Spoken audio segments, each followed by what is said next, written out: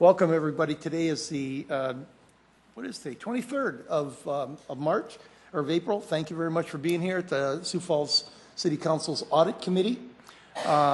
We are welcoming all the people in the audience and the people that are watching us at home.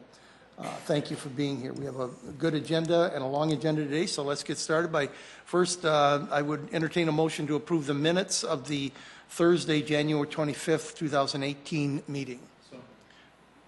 And a second? Second. All in favor, aye? Aye. Opposed? Motion carries. Thank you very much. Start out with our big one for the day, or not necessarily a big one, but the one that generates a lot of interest. And that's our external audit results, City of Sioux Falls 2017 financial report. Brian Stavanger is here from Fargo. Yes. How was the trip down on a beautiful day like today? Well, it was wonderful. You Better stop than in about a Watertown, week ago. Golfing or anything? Nothing. I came straight here. I was so excited to get here in front of you. Nothing to distract me. It's a lot warmer down here than it is up there anyway. It actually is. It was 40 when I left. It was nice here. Well, thank you for having me. I've got a presentation that I'll go through. Brian Stavanger from Fargo. I have been involved in the audit for, I believe, about 8 years. I am always involved in both the planning meeting and the post-audit meeting, but I'm usually just what I've been referred to as the voice from above. I've been able to call in the last few years. I thought I should probably show my face periodically so you know that I really do exist. So I'll be presenting the results today. Keith Severson, who is from our Sioux Falls office, has always been present to communicate to you both the planning and the results of the audit. And then just a kind of a rundown of the rest of our audit team. Courtney Richmond, really the in-charge auditor, works closely with city staff to make sure that the audit gets planned, completed. She's from Fargo, and then we have a mix of staff members that complete the team from both Sioux Falls and Fargo. So as we go through the audit recap, really when we are performing the audit, we're following a few different standards. We have to follow the generally accepted auditing standards. Those are rules that govern what we do. We can't just do whatever we want. There's certain rules that we have to follow when we're doing any sort of audit. There's also a separate set of standards called the government audit standards. So when you're doing an audit of a government, there's even more guidance out there, so we follow that. And then lastly, we follow Title II, U.S. Code of Federal Regulations. That's really the federal standards that cover any federal grant dollars that are being audited. That's a separate set of standards that we follow. So really following 3 different standards. Any audit really is designed to obtain reasonable, not absolute assurance that there are no material misstatements. So we are not looking at 100% of the activity. It's always a sample of the activity. So when we're up here, we're not telling you absolutely there's no errors. We're saying we have reasonable belief that there are no errors in the financial statements. So a high-level recap of the financial statements or the results of the audit, and we'll go into some more detail on some of these.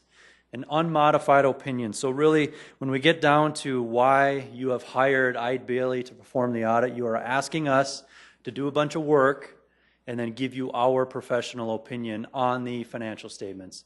That opinion is unmodified, which is the opinion you want.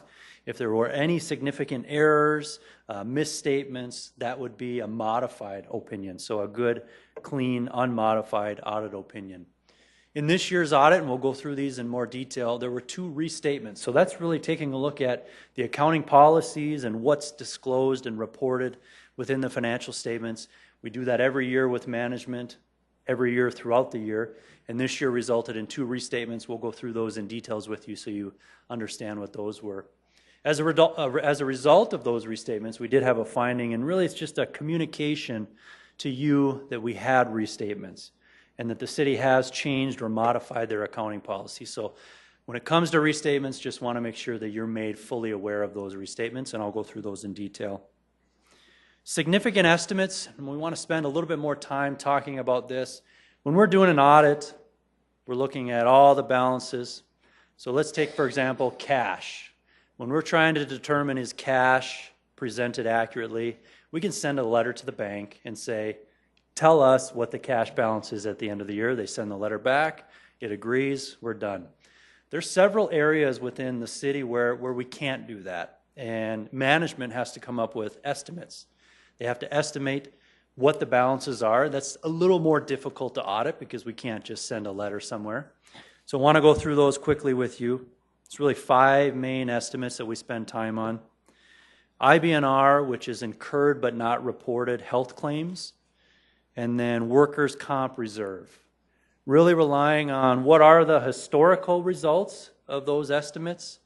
So at the end of the year, there is some sort of liability out there, and management has to estimate that. And really relying on historical estimates, applying a similar methodology to the current year, and ensuring it's accurate. With landfill, there's post-closure, so when that landfill is closed out, there's some costs associated with that. Really relying on specialists that the city has hired to make those estimates and then reviewing those.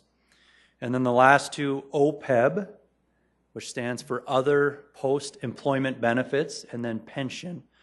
So anything other than pension would be OPEB, and then pension.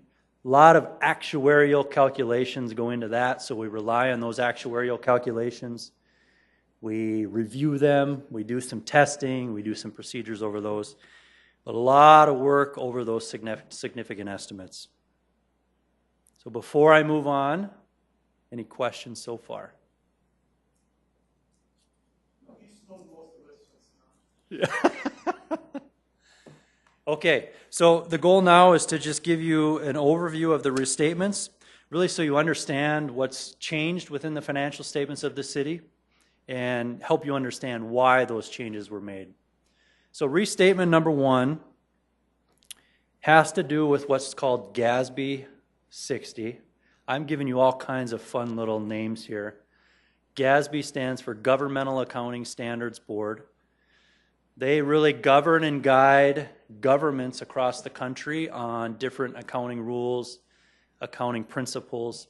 Gatsby 60 specifically addresses what's called service concession arrangements, which really what that means to the city is management agreements the city has with private parties. And in particular, the golf courses, event complex, and transit are what were impacted here. The change, starting in 2017, and it will be carried forward, is to record any assets held for those management agreements. Now, and I'll walk through this in more detail. It's always really wanted to make the point that all of those management agreements, all of those 3 different areas, have always historically been audited separately. So there's a separate standalone audit for each one of those.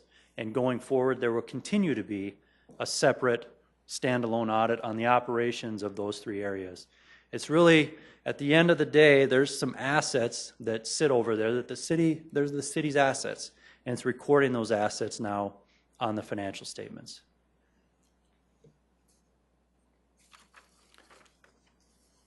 So just to illustrate what that impact is, so a restatement is really looking back and restating the beginning of the year. So at January 1st, 2017, that's the restatement. And then at the end of the year, it's just an end-of-year balance. So I wanted to break out both of those for each one of these instances. So in the general fund for the golf courses, the restatement or the beginning of the year amount, $740,004. That was the assets at the beginning of the year for that management agreement. At the end of the year, the balance now $459,992. Entertainment tax fund is where the event complex is accounted for. The restatement, $2.4 million. At the end of the year, the assets held under that management agreement, $2.9 million.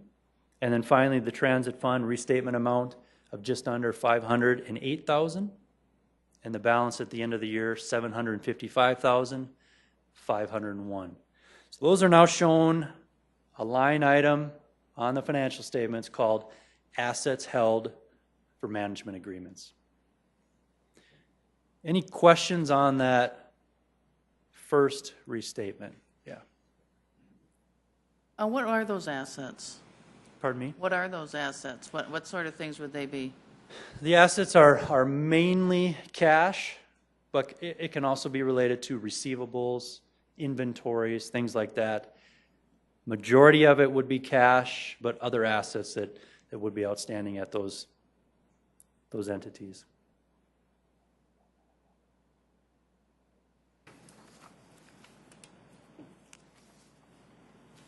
Okay, restatement number 2. I'd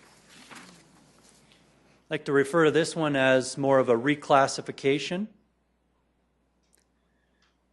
So in the Community Development Fund, there's roughly $19 to $20 million of notes receivable and rehabilitation loans receivable in that fund, recorded as a receivable, recorded as an asset, always has been recorded as an asset, and always will be recorded as an asset. It's really determining what is the offset to that asset. In accounting, for every debit you have a credit, they need to equal each other. So the debit or the asset has always been there. What's the credit or what's the offset? The former method was to report it as deferred revenue. The new method is to report it as restricted fund balance. Important to understand that the guidance, unfortunately, is not real clear when it comes to this sort of accounting. There's really 2 different methods, none of them or both of them acceptable. Across the country, we looked at a lot of different financial statements for cities. Both methods are used. And we started talking about this, and really you got the state auditor involved and said, what do you see? What's your preferred method? At the state level, within their financial statements, they actually report it as a restricted fund balance. So to try to be more consistent with how the state reports it, and really the state's preferred method, there was that reclassification from deferred revenue to restricted fund balance. I'll just give you a quick illustration of that change. So the former method and the new method, and I think the important thing to look at is that top line. That asset amount has always been there and will continue to be there. It's really just changing the deferred revenue to a fund balance. Just a reclassification of that offset, really to try to be more consistent with how the state reports it. Questions on that second restatement? I'll ask one. Just so everybody knows, I believe this $19 million, call it $20 million, is funds that have been loaned out to people to buy their homes. And as the money comes back in, it goes back into the fund so that the money can be lent out again to help people buy their homes again. Correct. And so that's why I kind of like deferred revenue, because that gives me a better description of what it is. But, I'm not going to argue with the auditor in the state level, so now it just becomes a fund balance, and the same thing is going to happen with it. Yes, correct. Okay.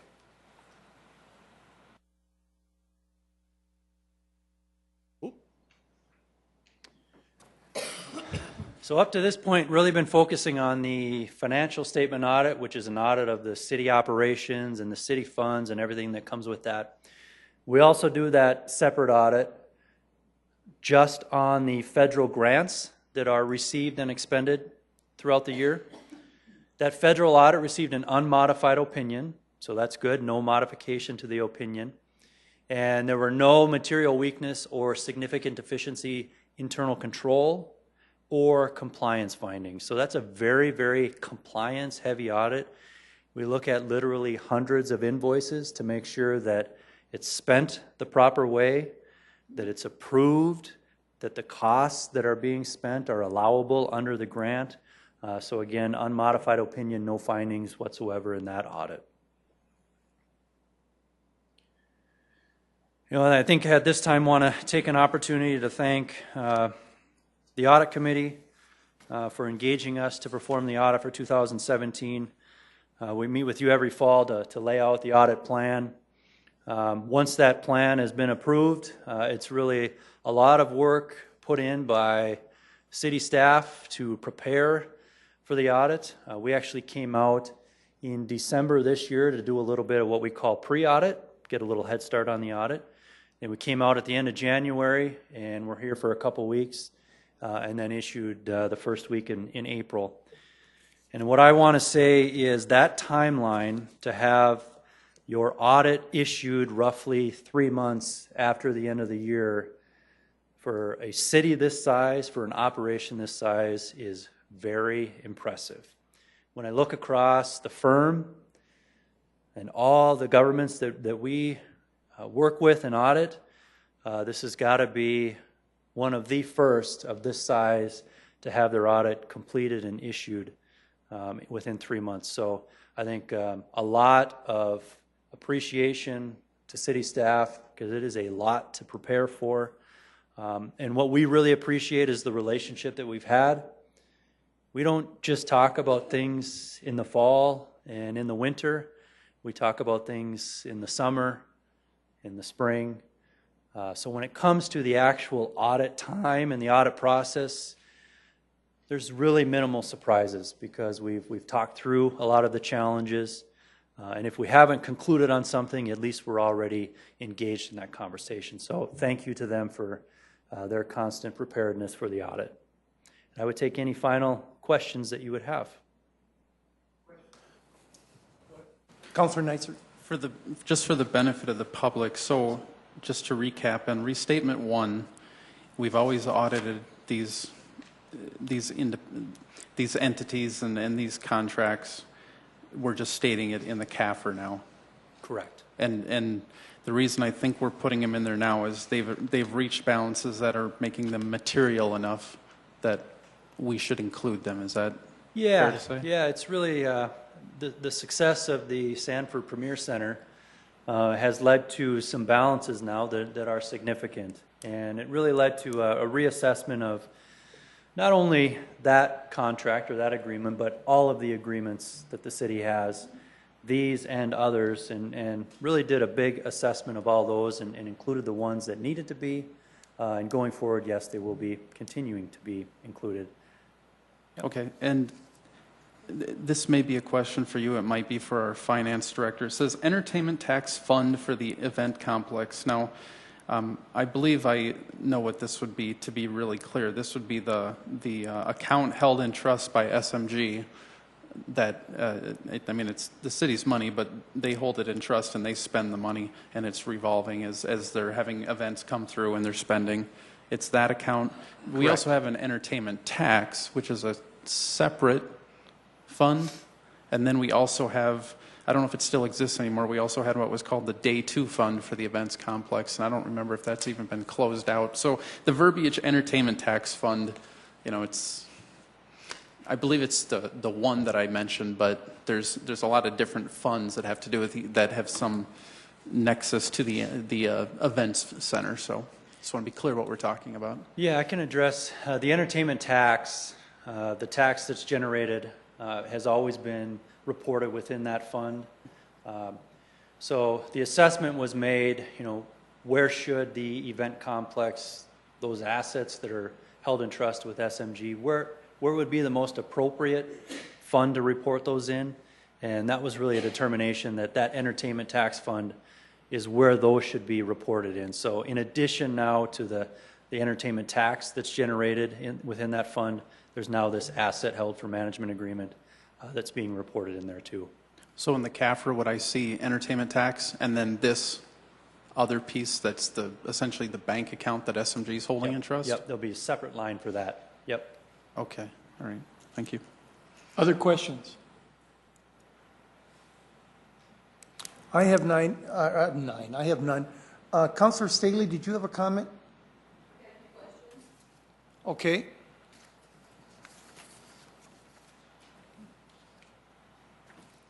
Thank you, Councilor Teresa Staley. And so you're Brian, right? Yeah, okay, Brian. So you're talking about the restatement thing. You said the city has changed or modified the accounting policies. Was it the city's determination to do the restatements? Yep. So it wasn't your recommendation that we do that? It was a joint effort, a joint discussion to determine the best approach. And when I was just listening initially, I got the essence that you were saying that you needed to do this because you needed more oversight into the handling of cash. Am I right? No. Cash accounts, that there was the assets were the balance of cash I have written down. Yeah, that's what involves most of that balance. And so I just want, like, can you give me a total of how much cash we're talking about within, I'm thinking within our city, that I didn't realize, or I'm not cognizant of having big amounts of cash laying around. So can you kind of tell us, like, how much cash do we have in total? Because I was always, I guess I thought we kind of spent what we had. So I know the enterprise funds has a lot of, we've got cash there. I didn't know the other. We carry $40-some million in cash all the time, Counselor. That's our reserve. 43-some million, am I right?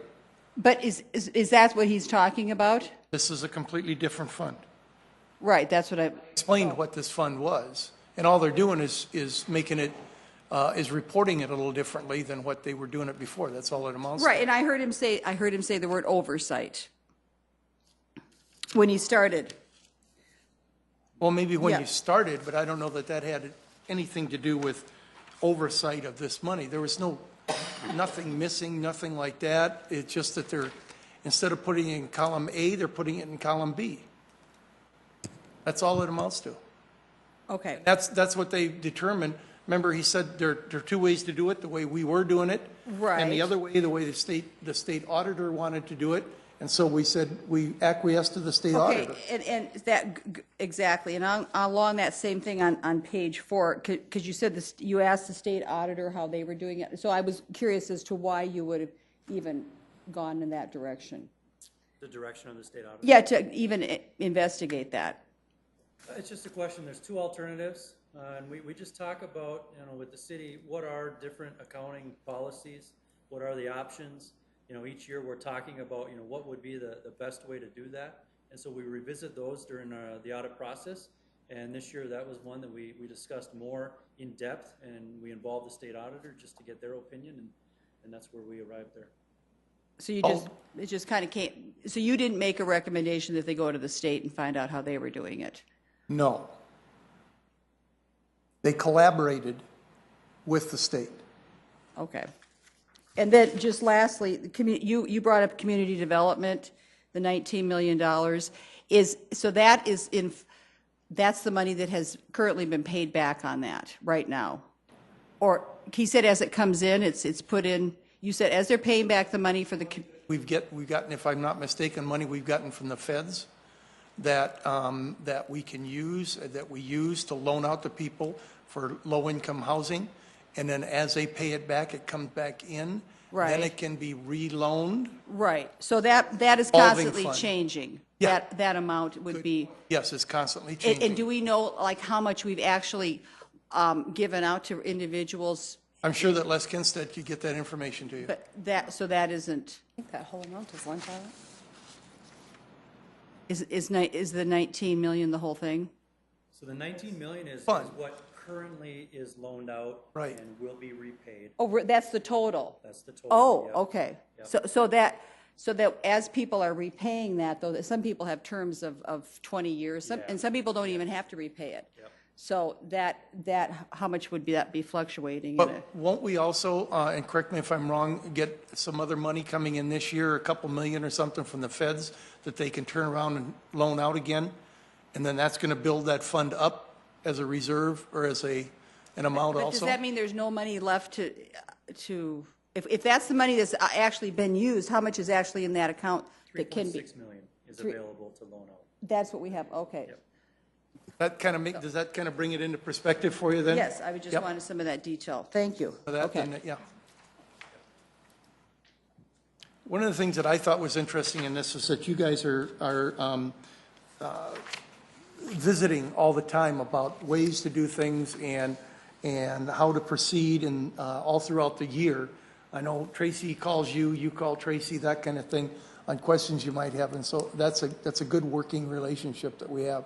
So I think that's positive. Any other questions for Brian? Hearing none, I thank you very much. All right, thank you. We do not have to have a motion or anything on this one, as it goes straight to the city council. And so we will we'll take that one and hopefully the city council will approve it. I think that's on our May 2nd agenda. Am I right? No, they don't present it to the council. Oh, they don't present to the full council, but don't we have to, the full council? No? Okay. Wrong again. Jeez. It's just a done deal. Done deal. Audit report, Ashley, for motor vehicle fee revenue.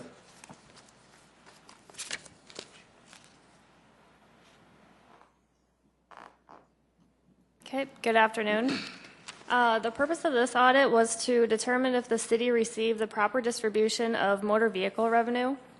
The audit was requested by finance as they were concerned that recent changes in legislation regarding motor vehicle fees did not coincide with the amount of revenue they had originally projected to receive.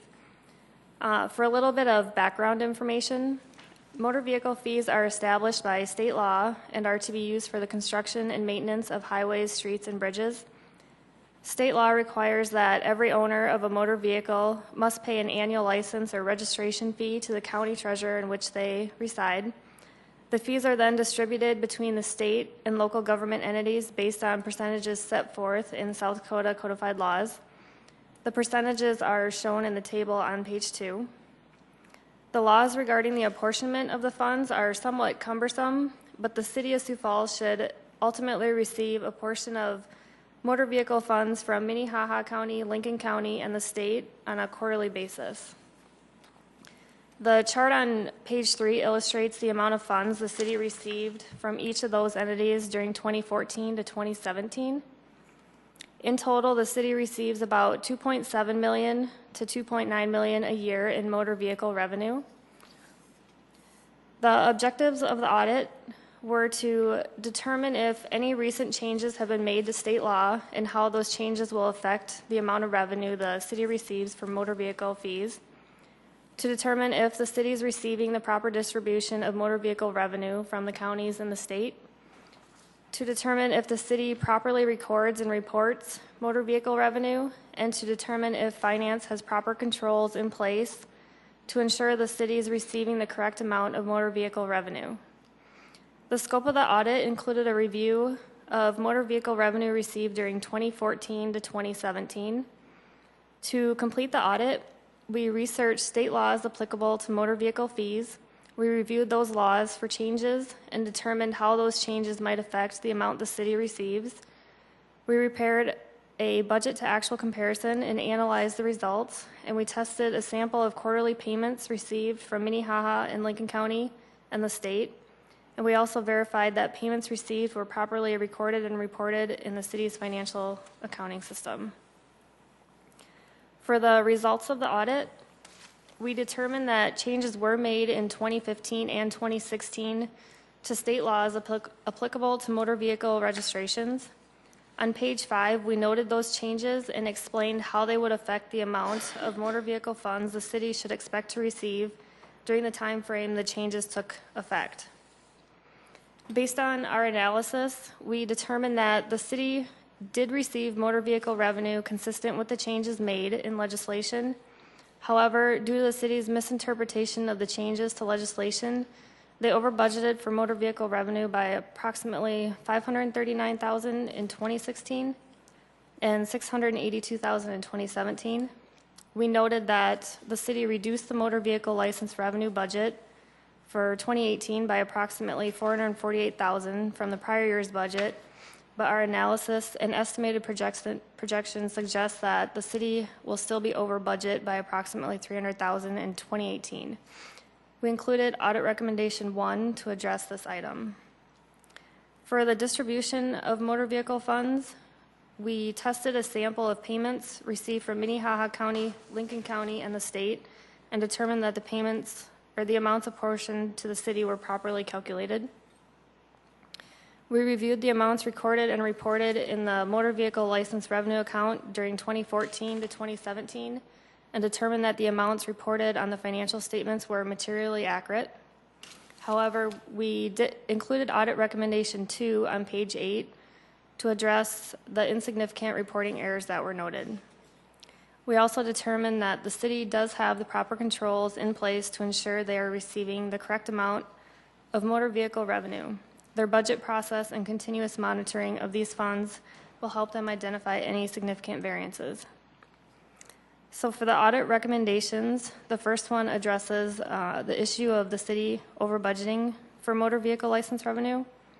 We recommended that in preparation of the 2019 budget, management should take into consideration the analysis performed by internal audit over motor vehicle license revenue and how changes to legislation will affect the amount the city will receive in future years.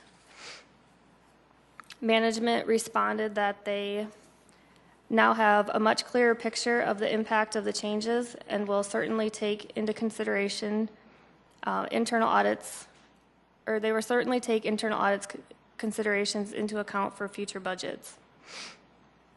The second recommendation addresses the insignificant reporting errors that were identified.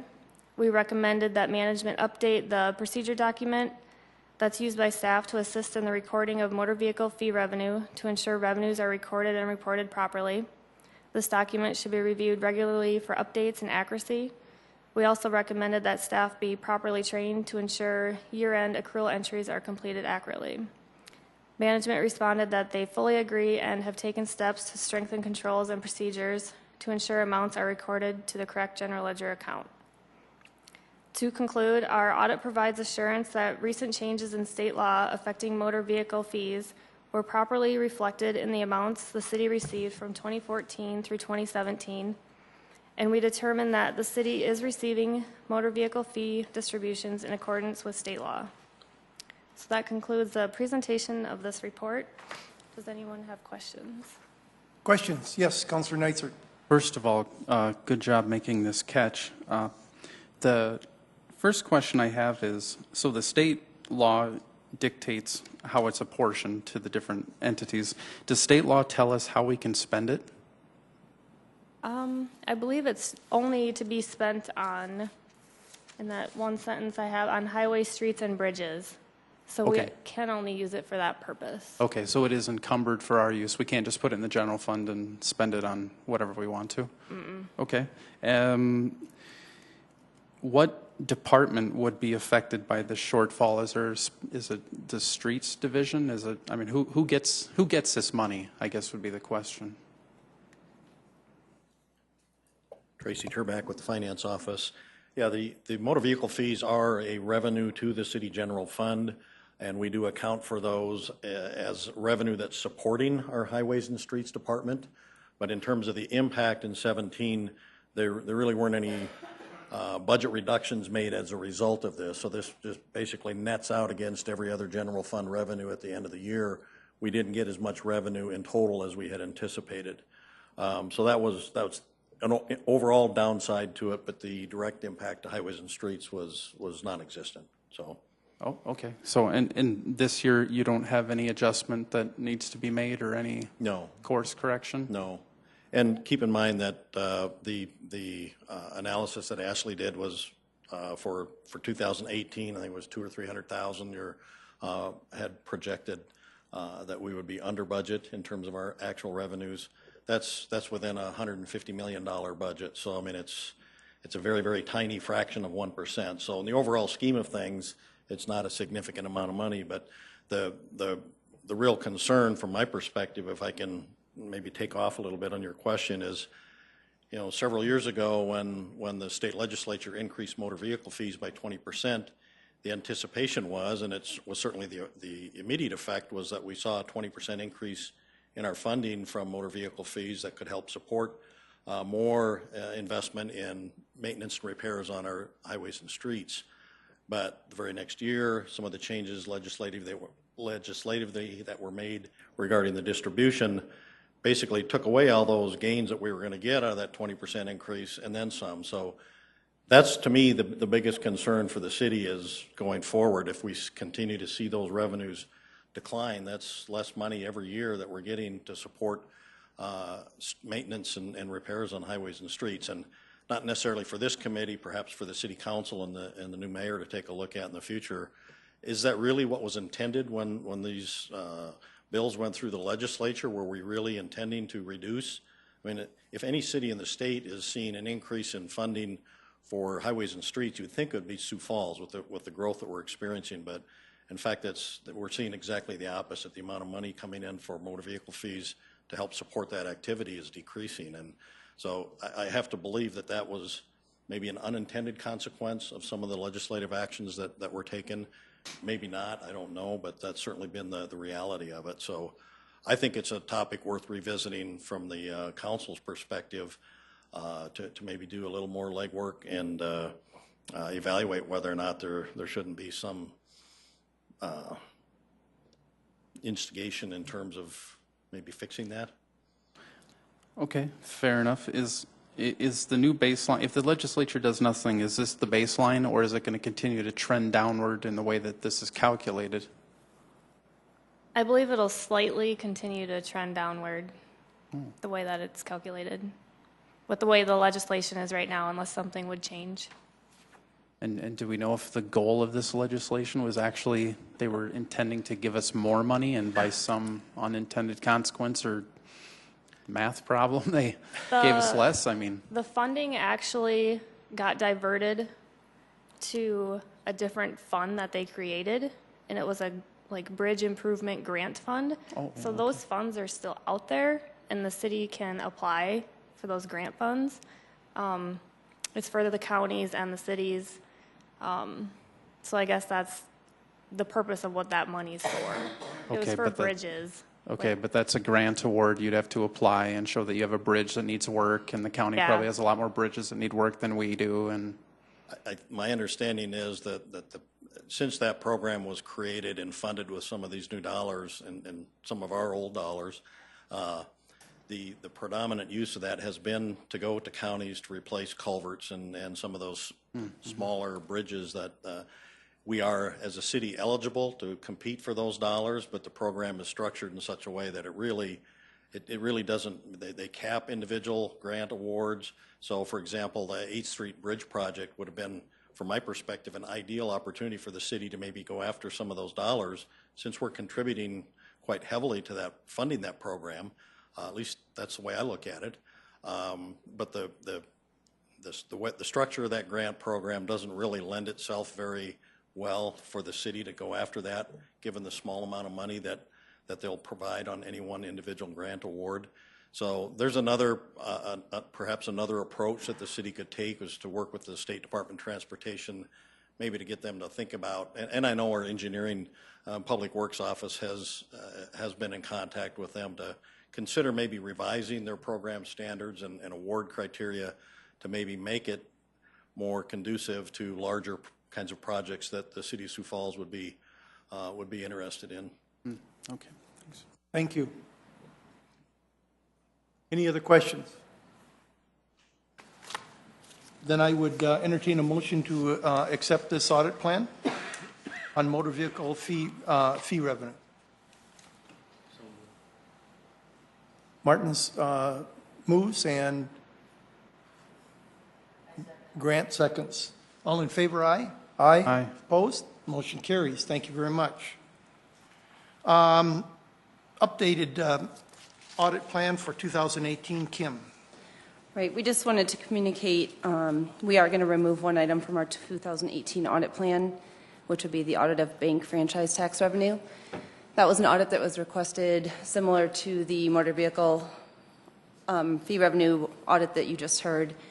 Finance had asked us to look at that because we started receiving funds from Lincoln County, which we had not in the past. During our preliminary planning process, Ashley has identified a change in South Dakota codified law that clearly shows us why we started receiving extra funding from Lincoln County. So we just don't feel the need, we've discussed it with finance, we don't feel the need to go forward with an audit. So we're going to pull that and use that time either for some continuous audit work, or we will find something to fill in its place. Any questions? I think that makes good management sense. No sense in going after something you know the answer to. Next, update on the RFP for Audit Services. I will make that report. Ide Bailey has again been selected for as our auditor for years 2018 through 2020. It'll be a new contract. This is going to go before the council next week for approval, and then the mayor's signature. There's only a moderate increase of about 4% over what we've been paying, and we felt, those members of the committee felt that it was the strongest agreement or, agreement for services of the two that were there. And so that will go to the, as I said, to the council next week. And we look forward to continuing working with you there at Ide Bailey. Okay, travel and continuing education request. Kim, Ashley, and Abby. Well, this sounds like a girls' night out kind of thing, but I guess not. Are going to go to would like to go to the 2018 annual ALGA conference. This is one that they usually go to, and it's a good continuing education. They pick up a lot of continuing education doing that in Colorado Springs, May 7th and 8th. And Rex, you're more than welcome to come if you want to get up to date on government auditing. I'm still a counselor during that time too. I could. No, there's a freeze on travel or something like that, so we better not. But this is for continuing education. So let's see. Do we need an approval on that? I think we typically do. We typically do. Okay. I would entertain a motion to allow them to go to this ALGA meeting. I will move approval. Second, all right. Okay. All in favor, aye? Aye. Opposed? Motion carries. Thank you very much. Next, we got a little open discussion. Greg, you have something that you wanted to do, or something, I guess. Yes, I do. This is the last audit committee meeting for two of my colleagues. The first is Michelle Erpenbach, and I believe she has served since 2016. She isn't here right now, but we want to thank her for her service. The second one is our chair, Councilor Rex Rolfing, and from my understanding, you've served since 2010. Is that really correct? I think I have been on this committee since 2010. I mean, that's incredible. In addition, you've been the audit chair from 2014 to the present, if I have that right as well. So that's an incredible amount of service, and we thank you for your contributions and your service and wish you luck in the future. And thanks to both of you for all the work you've done over the years. Okay. Well, thank you. I know that Michelle feels the same as I do, that this has been an important committee. We changed the makeup of it after 2010, about 2012, and it seems to be working very, very well. We're more in charge of it, let's say, as a council, and I think that's the way it should be. It's been a good run. It's been fun. I've learned a little bit about accounting and a little bit about auditing, and I still don't figure out how you guys make this thing work, but that's okay. The money's still there, and everything is safe, and that's the thing we want to make sure. I trust you, and thank you all very much for allowing me to have the honor of serving the city of Sioux Falls and making the audit committee a better situation. We've had a little bit of a tempestuous, if you will, or something like that last year and a half with Rich's retirement and a number of other hires and things. So thank you for your help very much, Kim. Thank you. And you continue to do a good job, and I know you will. And you ladies, we finally got you going. Let's keep it going, okay? Thank you. Last thing on the agenda, an open discussion, is to Kim. As many of you may or may not remember, in about 2012, I said to Rich Oaksall, I said, who audits the audit committee? And he said, well, there is a way to get that done. And we turned around and got it done. And we're part of the committee, or part of the organization now, that will bring people in, and that has happened here, and audited our audit committee to find out how we can improve and if we're doing things correctly, et cetera. As part of that situation, we agree to send our auditor, our manager, to different to different cities or municipalities, et cetera, to look at the way that they do their auditing. And so Kim has been asked to go, we believe, to Colorado Springs. We're not sure exactly, I don't think. are we? Right. The peer review committee that we work with, and that's the word that you were looking for there, Yeah. is peer review, has contacted me to one of two peer reviews this fall. The one I think that's going to work out is in Colorado Springs, late September, early October. When they do their selection for the teams, they need a pretty quick response. So I just was bringing that forth at this point to get verbal approval. There's absolutely no cost to the city to do that other than my time, which I would be gone a week. It's usually a Monday through Friday. They pay, the city that's being audited pays all the travel costs and per diems and all that. So it's just, I commit that time. And then we had our peer review in 2015 that covered audits through 2014. So our next one, they will be on site in 2020 to do a 5-year period of 2015 through 2019. So good timing, I think, to get a refresher on that process prior to them coming back in. So what I would like is I would entertain a motion to allow Kim to do a peer review of another city during this year. Could I have a motion or any questions? I would move to make that motion. To her allow the peer review travel? The city. And a second from Arnie. All in favor, aye? Aye. Motion, all opposed? Motion carries. Thank you very much. One thing we need to remind, or I need to remind people of is, and again, thank you for my last meeting as chair, but this will be about the last time that our finance director, Tracy Turbeck, is going to be part of this. And so I want to thank you for the wonderful leadership you've given us over the last, about 6 years?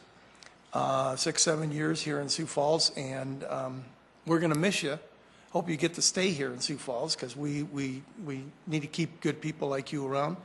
And we got to figure out some way to keep people like you around who aren't really aren't old enough to retire yet. But go ahead and do it anyway. Maybe we got to lower our pension standards or something like that. I'm not sure. Or raise them.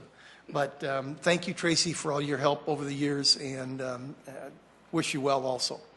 I tell you, retirement is fun. Yeah, if you do it right. Retirement's fun. Okay, anything else for the good of the organization? Committee. Then I would entertain a motion to adjourn. Arnie first it. Rose seconds it. All in favor, aye. Aye. Motion carries. This meeting is adjourned.